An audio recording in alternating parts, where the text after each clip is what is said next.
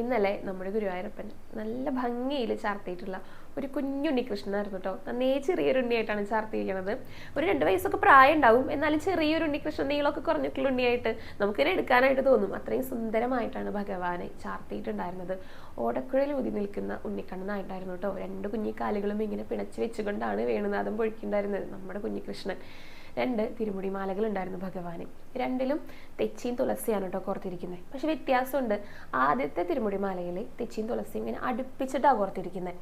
രണ്ടാമത്തെ തിരുമുടി മാലയിൽ കുറച്ചധികം തെച്ചി, കുറച്ചധികം തുളസി, അങ്ങനെയാണ്. അപ്പോൾ ആ 2 നല്ല വ്യത്യാസം ഉണ്ടായിരുന്നു, 2ഉം തെച്ചിയും തുളസിയും ആണെങ്കിൽ കൂടെ. പിന്നെ 2 ഉണ്ടമാലകൾ ഉണ്ടായിരുന്നു.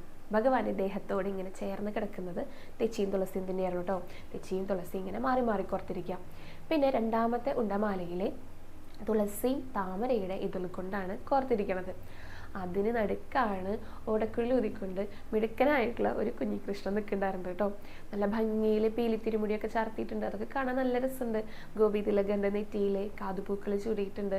നന്നായിട്ട് പുഞ്ചിരിച്ചു കണ്ട ഭഗവാൻ ആ ഓടക്കുഴൽ ഇങ്ങനെ പൊന്നോടക്കുഴൽ ഇങ്ങനെ 2 കൈ കൊണ്ടും ചുണ്ടോട് ചേർത്ത് പിടിച്ചിട്ട് നിൽക്കുന്നുണ്ടായിരുന്നു. അത്രയും സുന്ദരമായിട്ടുള്ള പുഞ്ചിരിയോട് കൂടിയിട്ട് 2 തോളുകളിലും ഓരോ ഗോപി തിലകങ്ങൾ ഇങ്ങനെ ചാർത്തിയിട്ടുണ്ട് കേട്ടോ. മാലകൾ അണിഞ്ഞിട്ടുണ്ട്, കൈവളകളും തോൾവളകളും ഒക്കെ അണിഞ്ഞിട്ടുണ്ട്.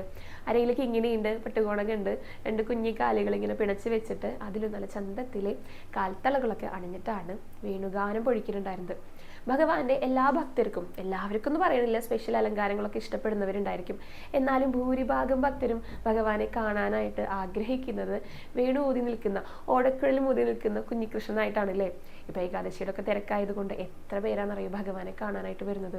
അപ്പം എന്നാൽ അതേ രൂപത്തിൽ തന്നെ ഒന്ന് നിൽക്കാം എന്ന് വിചാരിച്ചിട്ടാണ് ഓടക്കുഴൽ ഊതി നിൽക്കുന്ന മുരളീധരനായിട്ട് ഇന്നലെ അലങ്കാരത്തിൽ ഭഗവാൻ വന്നിട്ടുണ്ടായിരുന്നത്. അപ്പോൾ ആ ഒരു രൂപം എല്ലാവരും ഒന്ന് മനസ്സിൽ കണ്ടുകൊള്ളൂ. എന്നിട്ട് ആ വേണുഗാനം ഒന്ന് കേൾക്കാനായിട്ടൊന്ന് ശ്രമിച്ചോളൂ. എല്ലാവരും ഭഗവാന്റെ തൃപ്പാദങ്ങളിൽ നമസ്കരിച്ചോളൂ കേട്ടോ. ഗുരുവായൂരപ്പ ശരണം എന്നൊന്ന് കമൻറ്റ് ബോക്സിൽ രേഖപ്പെടുത്തിക്കോളൂ.